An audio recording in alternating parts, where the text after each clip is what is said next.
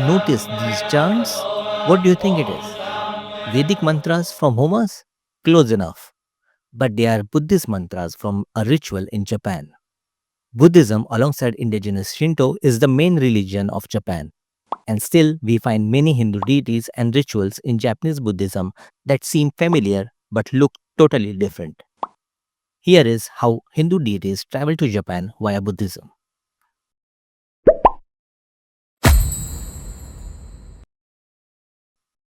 Hindu deities have an impact on Japanese culture as well as pop culture. While Hinduism went to Southeast Asia with Hindu merchants and Brahmins and then blended with Buddhism, in Japan it went with Mahayana Buddhism, which had assimilated Hindu ideas in India. Let's understand the idea of Mahayana or greater vehicle from a story in Lotus Sutra. A rich man sees that his house is under fire and will collapse. But his sons are not ready to move out. When asked to move out, one of them demands a deer cart, the second demands a goat cart, and the third demands an ox cart. The father agrees to all three and convinces them to get out, only to make them realize that all three carts are the same.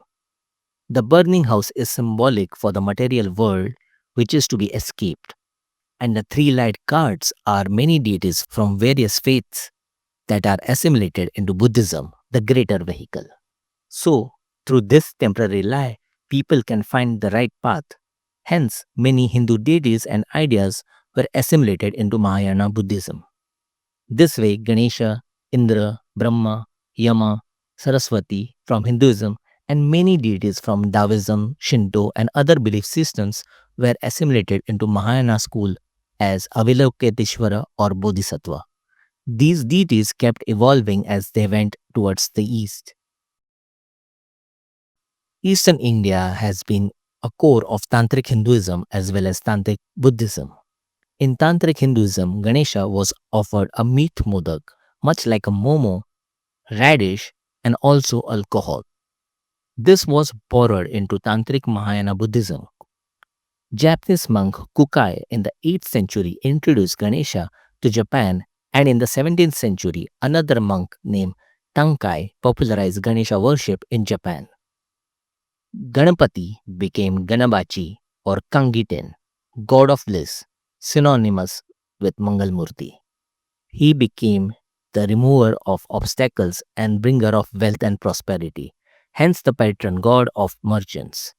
That is why there are more than 250 Kangiten temples in Japan and also prosperous ones as they are patronized by merchants. Because the idea was borrowed from a tantric form, even today the deity is offered radish, Japanese modak or kangidan, and also sake, Japanese rice wine. Toddanji is a Buddhist temple in Nagoya, Japan, which was built in the 16th century. This temple is dedicated to Benzaiten, the Japanese version of Saraswati. But interestingly, it has a huge Shivalinga inside the complex, although it is not the main shrine. This is the result of yet another cultural exchange between India and Japan.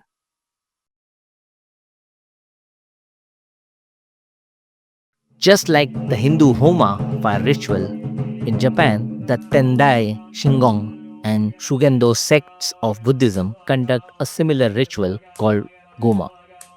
The chants you heard before were from this ritual. This ritual, too, was brought by monk Kukai in the 8th or in the 9th century. This was an esoteric ritual closely guarded and passed down only verbally, much like the Vedas. These chants are the Japanese pronunciation of Sanskrit. Mahayana Vajrayana Buddhism of Japan seems to have preserved many early rituals that once existed in India. While these deities and rituals aren't Hindu, they are derived from Vedic and Tantric Hinduism, but theologically they are Buddhist. Unlike in Thailand, where Hindu rituals in Buddhism were a result of the direct influence of Hindu Brahmins, in Japan they were brought by Buddhist monks themselves. You can check out my other video on how Brahmins of Thailand influenced Thai Buddhist culture with Hindu rituals and traditions. And for such videos on history, mythology, and fiction, subscribe and stay tuned to Pratyam Now.